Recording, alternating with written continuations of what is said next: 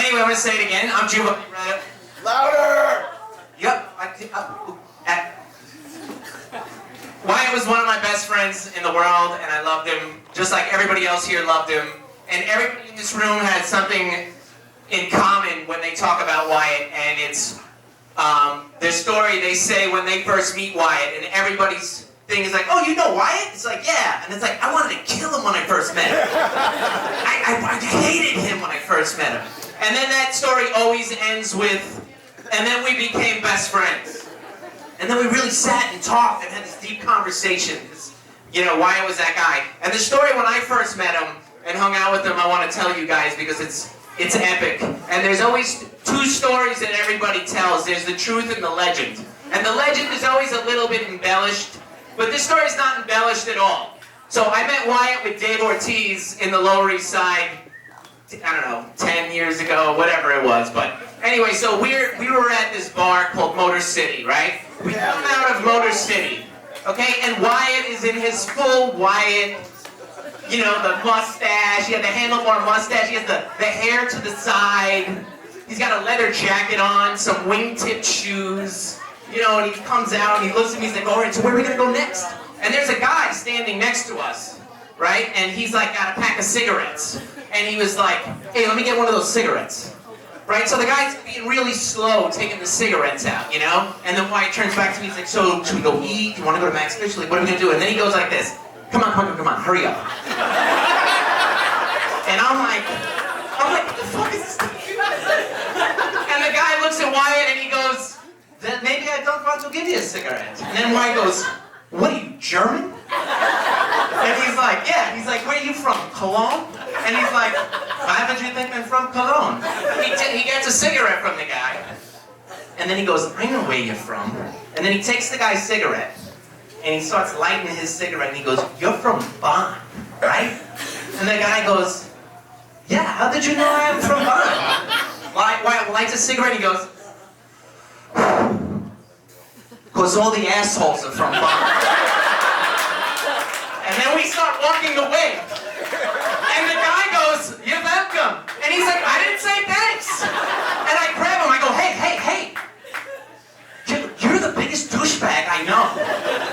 We're gonna be best fucking friends. And from that moment on, it solidified that Wyatt was my best friend, and I loved him. So there's a lot of friends and family, and we're gonna have a couple of people come up to talk. And here's Nani, Wyatt's mom. Yeah. Now that she's standing right next to me, I'm gonna say this in front of everybody and to Nani that when Wyatt spoke about you, he would say, my mother is the strongest woman I know. It's you. What this woman had to do, he really respected and he looked up to you for that, and that was something very special to him. So, I don't know what member of the family wants to talk first. Cora? This is Wyatt's sister, Cora.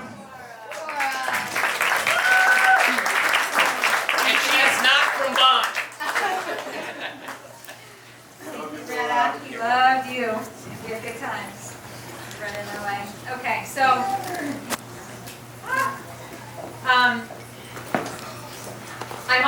I'm going to read from this because I'm nervous and I'm sad, so excuse me, it's not very good form. I'm obviously pretty out of it. I'm trying to pack 40 years into a few minutes. It's really, really hard, and we've all been very out of it. First of all, before I start anything, I just want to say how incredibly overwhelmed and floored and blown away we are by this community of friends of Wyatt. It's like, I can't even fucking believe it. You need to cover your ears. You guys are unbelievable. And every time I ask the group of people who've been organizing a bunch of events if you've covered something, I hear Wyatt's voice in my head. Like, what the fuck? You don't think they got this thing covered? Like, of course they've got it covered. And you guys have thought of everything, and we're so just overwhelmed with love. So thank you so much. There are three things I want to talk about from my perspective about Wyatt. First was his fierce love of family and his commitment to living every moment to the fullest. Second is his passion for social justice.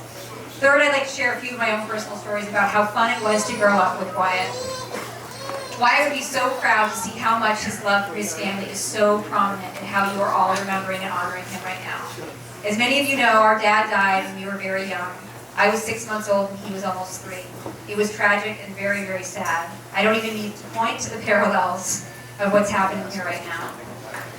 Our dad left my sweet 21-year-old mom widowed, and our early years were painful and lonely until we found David.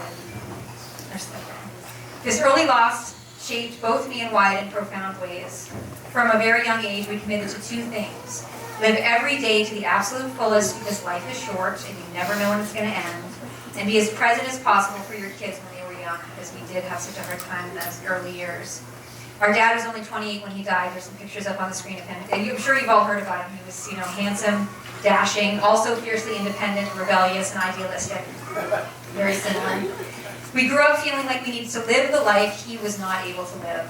Wyatt's lust for life, moments like these never last, and at times reckless, but let's face it, really brave and inspiring, except for the no helmet thing. That was not funny. We always got mad at him about that. That behavior stemmed from that grab the life by the seat of its pants and go mentality. It drove him to be the force that he was. It helps us stand here today and know that although he left way too soon, he didn't waste a moment of his precious life. The second way it shaped us was through an undying commitment to our young kids. Wyatt often talked about, in a way that now feels like heartbreaking foreshadowing, making sure he got here with everything for his kids in case anything ever happened to him. I used to tell him to stop saying that because it made me sad, but I'm sure glad that he did. Wyatt said, I've always taken being a parent, this is a quote from a recent Hundreds article, I think everybody's seen it. It's wonderful. This is Wyatt, I've always taken being a parent and father very seriously. My dad died when I was little, and I always wanted to be much more present in my kids' lives than the experience that I had, especially when they were really young. And so any opportunity that I have to spend time with my kids, and any opportunity that I have to do something unique with them, I do it. Whether it's swimming in a pond on the side of a highway somewhere, or climbing mountains, or going off the beaten path, or traveling to Cambodia for 6 weeks, which we just did a year ago, just enriching their life experience while I'm on this planet.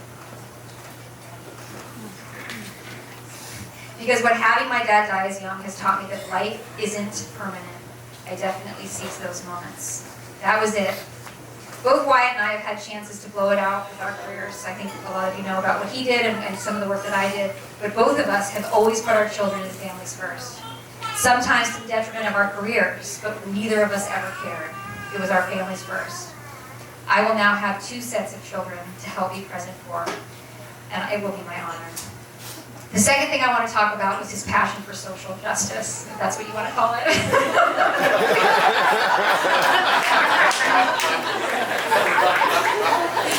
As you all know, Wyatt was truly brilliant and the kind of person who can make absolutely anything happen. I was just saying to Annie today, if he hadn't suffered the sadness and hardships that he did as a child, molding him with true compassion, he might have grown up to be a total asshole CEO. He had it in him, right? He had that force. He could have just been, he could have done that, but instead he saw the pain in the world and felt a fierce drive to bring it to light. From his skater punk rock kid self to his badass motorcycle artist adult self. He carried in him a kind, sweet, and exponentially generous heart that couldn't stand to see others suffer. From police brutality to government overreach to the environment to big business. One of his recent posts was just, I fucking hate big business. He scooped stories before many news agencies even did. He was on it like a hawk and wanted to see justice served. We were all constantly telling him, our family, become a journalist or a lawyer, like channel that energy. I mean, look at his Facebook page. He was literally yelling at us the entire time. I even tried to set him up with my friends at Riot News so he could transfer some of those Facebook rants into productive news articles and calls to action. I said this to one of you here recently, and you just laughed and said, Wyatt? Work for someone else? I don't think so. But today I want to appeal to you all to remember his commitment to social justice in your memories and honoring of Wyatt. He wanted to see more justice in the world, and every single one of us can help fight for that in our own ways and help make the world a better, more just place. I'm not done. Sorry. Lastly, I have to share a few stories just that capture him so well. And thank you all for sharing your stories so we can share them and catalog them for Stella and Dakota. I have too many stories from childhood to share, but the essence of our childhood adventures was this. Wyatt was either teaching me to ski or ride a bike or be brave in some new endeavor, or he was torturing and teasing me like any good brother would. And I swear to you, every single time, without fail, I would yell for him torturing me. I'd be, that's and I would yell for Mom, and by the time she got there, I was laughing. I couldn't, and that was even worse. I was like, I hate you, make me laugh every time, I can never get you in trouble. And that was his essence, right? He would make you so mad, and then he would make you feel so loved, and make you laugh. So that kind of sums it up. Wyatt was actually, I don't know if many of you know this, older friends from childhood know this, but he was actually a pretty shy, kind of quiet kid when he was young. He was not the way he really was. Yes! What? Yes! He was actually kind of, he was like this little punk skater kid who was like scared of girls. They all loved him. And he was just like, he couldn't handle it. He grew into it, obviously. Embraced it. At some point, there were even, in middle school, there were girls who would come ask me for his autograph. They would ask me if they could come over and like have one of his shirts. They would ask me to steal one. I mean, and he was so mortified, so mortified. The final story encapsulates it all, and it's so funny. I have to share it. This is long, but I love to share. So we were really proud of each other. We supported each other. We were by each other, for our whole lives. We were each other's huge advocates, and I did this work with women all over the world. I had a First Ladies Initiative. And I finally had the opportunity to bring Wyatt to one of my events, and it was in Jennifer Diamond's house, and she's the wife of the former head of Barclays Bank. His worst enemy. But he promised me that he would behave. So he comes to this thing, and he's so proud, so gentlemanly, dressed nicely, super, you know how he's courteous to everyone, wonderful, perfect. And he took photographs that night, better than the professional photography, obviously. And at the end of the night, it was great. We went out, we had a good time, and I wake up at 7 a.m. the next morning to these crazy texts and emails. Have you seen Instagram? Have you seen your brother's Instagram? The organizers of the event and Jennifer Diamond was freaking out because there was a post on Instagram of a view out of her window, Barkley money, baller status. And it was like with her address, and it was so bad. And I called him, and I was like, what were you thinking? And he felt so bad, but I'm sure he was also like, he probably actually thought it was hilarious. But they were freaking out, because he took it down, and this is really, the end part is really what brings it all together. She now follows him on Instagram. And she would like his pictures. And he would randomly, like in the middle of nowhere, he'd send me a screen grab of a shot of her liking his picture. Hashtag baller status. Oh my God. So I'm going to miss, I don't know to say anything about how much I'm going to miss him. He was my partner, and he was my advocate, he was my witness to my life, and it's beyond painful to even think about, so I'm not going to. But I want to just say how grateful and happy I am that he had such an incredible community, and that we're going to carry on his legacy, and I'm really looking forward to that. And I'm going to end with a quote from my 10-year-old daughter, who's not here, but she was amazing. Obviously, Wyatt adored my daughter and son as well. Timea, we were on Friday, I was standing outside packing, and we didn't know exactly what was happening, and I was an absolute mess, and she came out and stood next to me and said, Mom, this all makes me think about a quote from a book, one of my favorite books, Black with the Moon, this book she loves. She said, grief is like the moon. It waxes and wanes, but it's always there. We're going to miss it. Thanks, Cora.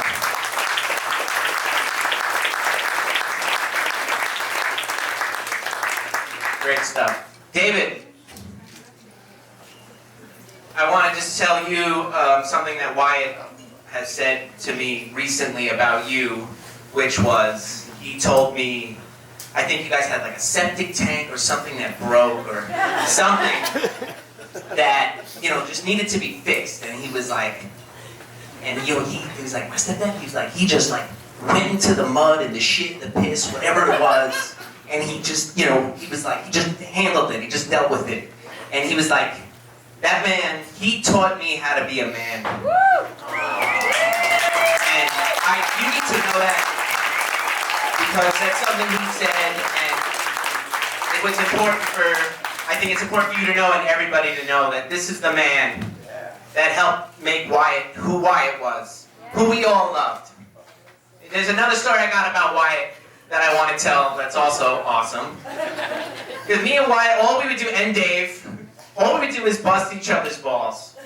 That was it. That was what we lived for. Whatever we knew could push the button on the other guy, we did it. So Wyatt came to LA, and I was like, yeah, I'll pick you up 5 o'clock on a Friday. Yeah, great. I'll sit in 2.5 hours of traffic to pick you up. So I pick Wyatt up, and he's like, dude, I can't wait for you to see my car. My car is so sick. It's awesome. It's this like 1976 Inceptor. It's powder blue. Talking about how amazing this car is. And I'm like, yeah, great. Let's see your car. So we get to his friend's house.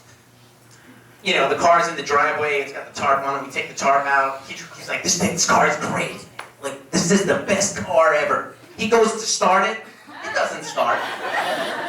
Yeah, he's like, yeah, you know, this song, you know, it's not. I go, my car starts. He's like, all right, asshole. I'm like, what, do you got an 8-track player in there? He's like, yeah, I got 8 tracks and everything. I go, can't hear him, can't start the car. And I had like an auto start on my key, you know, and I would be like, Wyatt. And I would hold the thing down. I'm like, I'm not even in the car and it's starting. So he's like, all right, I gotta get my car towed to the, you know, the car place, and you know, I'm like, yeah, no problem. So he gets the car towed. He's like, I'll call you tomorrow. He calls me up. He's like, listen, can you do me a favor? Pick me up at my sister's house. Let's go to Swingers and eat, and then take me to get my car. I'm like, yeah, no problem. So we do it. I pick him up. We go to where his car is. It's at this place called Pink's Automotive. Now Pink's is surrounded by this black fence, you know, like one of those wrought iron fences, and his car is right there, so I drop him off. He's like, all right, I'll call you later. So I had to kind of go down the block and make a U-turn. He's right there on the corner looking at his car. And I pull up next to him, and I roll the window down. I go, hey, Wyatt. And he's like, yeah. He's all like bright-eyed, bushy-tailed. Like, yeah, what's up, buddy? What do you need? And I was like, you want me to wait in case your car doesn't start? And he goes, get the fuck out of here. Get the fuck out of here right now. So that's kind of like our relationship, just to bust each other. And I think even recently I talked about his car not starting, because he got another one of those cars, and I'm like, I bet that one doesn't start either. So, yeah, that Jensen. It doesn't start, right? No. It doesn't start. Nobody actually ever ridden in it. Yeah, nobody's ever had a ride in it. It's never started. Or it works for like a week, and then that's it. Yeah. Poses next to me, get photos of Dakota on the hood. There's my car. It don't work. But we're gonna have David. You want to come up and say a few words? We'd love to have that. The man that made Wyatt the man. His stepfather, David. Come on.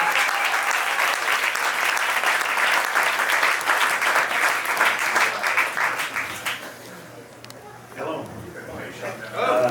I make no guarantees on anything here. I'm going to probably break down and cry, but I'm not going to stop talking. So don't wait on pins and needles for me to stop crying, because it's completely out of control. There was a little more to that story. I mean, I did right after that go take a shower. And then I didn't eat with my fingers. So I think we were having lobster, and I don't remember eating any lobster. But everybody's talking about Wyatt, how wonderful he is when they first met him. So I'll tell you about when I first met him. I had gone to a restaurant to have dinner, and I went upstairs to the bar that was upstairs to get a drink before I went down for dinner. And there were 2 kids sitting about 20 feet away at a table, and I was sitting there chewing a piece of gum. And after a minute, Cora gets up and comes over, and she stands there in front of me and she says, with her eyes kind of batting, as a 6-year-old girl can do so well. Is that gum you're chewing? And of course I said, yes. Would you like some? And she said, yes, I would. I didn't know that it was against the rules. Gum was not allowed. So I gave her a piece of gum, and she took it back over to the table and wrapped it, put it in her mouth and started chewing. And Wyatt was sitting there next to her, and trying to get her to come over and get a piece of gum from her. It didn't work. Cora had the upper hand, and she said, no, get your own gum. And so he did come over and get a piece of gum. He was 8 and beautiful. That was the beginning of a long, but no words near long enough, wonderful relationship. So, I haven't been able to think much the last few days. And so I have found that I could write about yesterday a little bit. Every day I could write a little bit about yesterday. So I thought I would read a little bit of what I wrote. And I'm sorry, some of it's graphic and painful, but that's kind of where I am right now. And so I know we're here to celebrate Wyatt's life, and I just want you to know that I absolutely celebrate Wyatt's life every day. And that will never stop.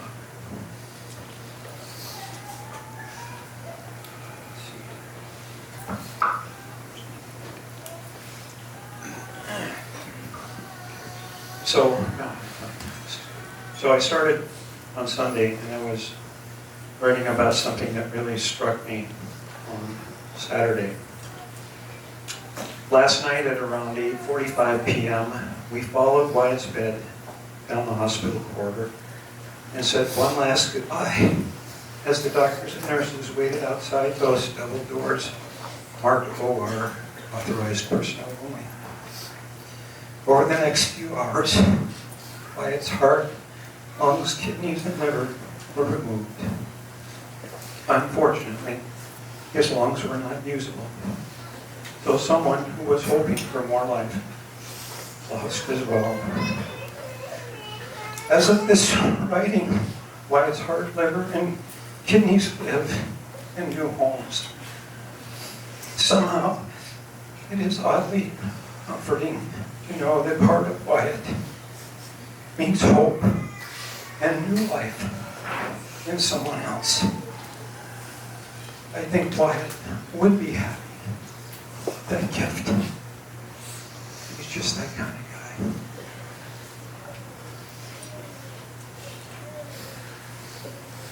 guy.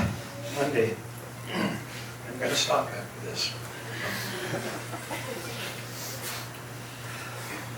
Monday, I wrote about our trip down to Neumann State Park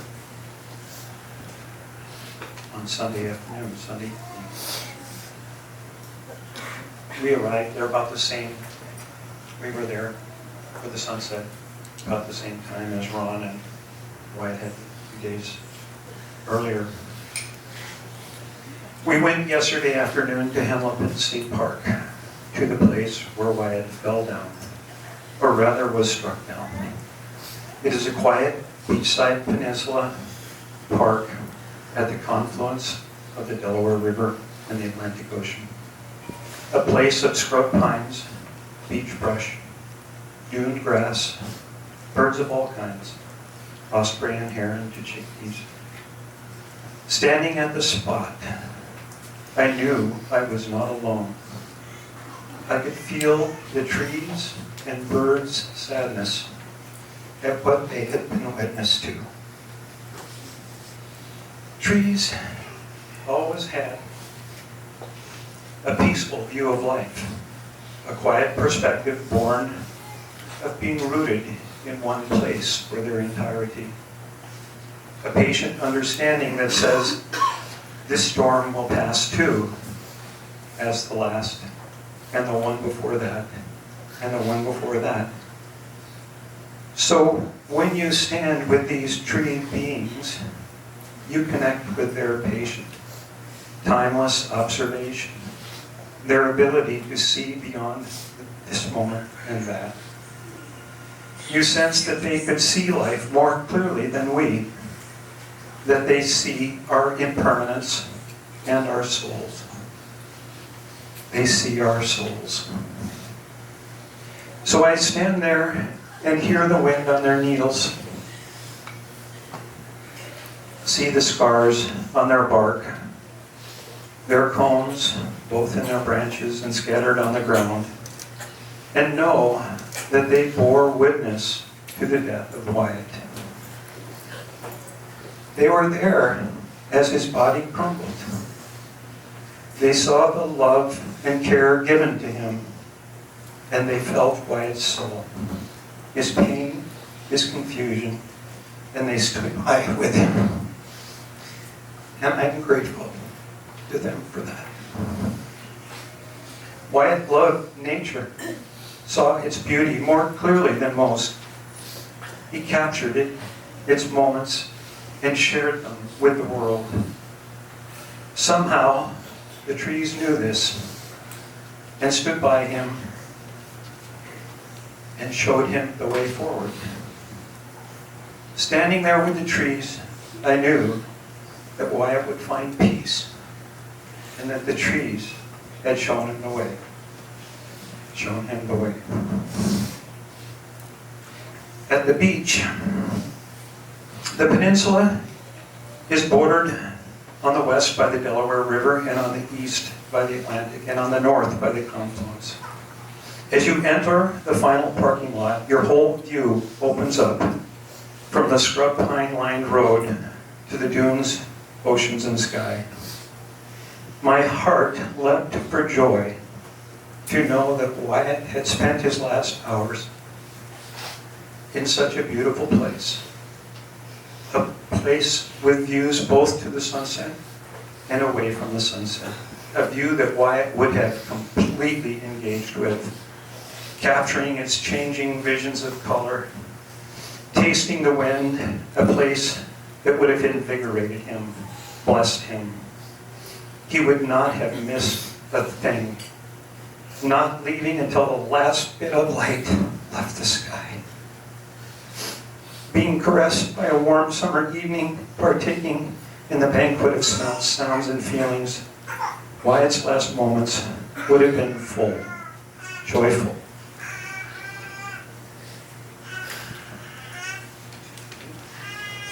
Loving, respectful, understanding, compassionate, passionate, excited, playful, thoughtful, contemplative, communicative.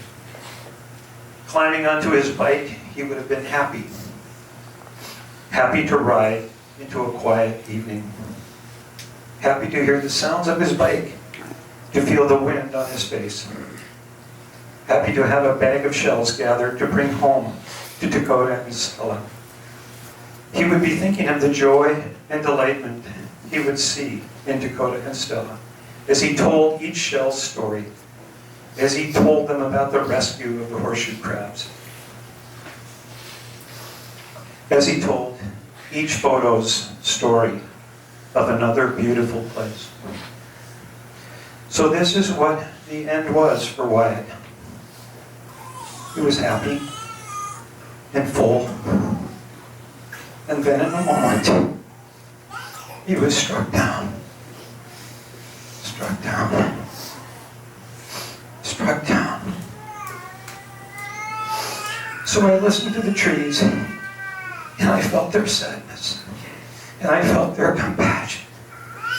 And the trees reminded me that a life well lived has joy and sadness, that grief is a part of love, and that there is more to us that we can see.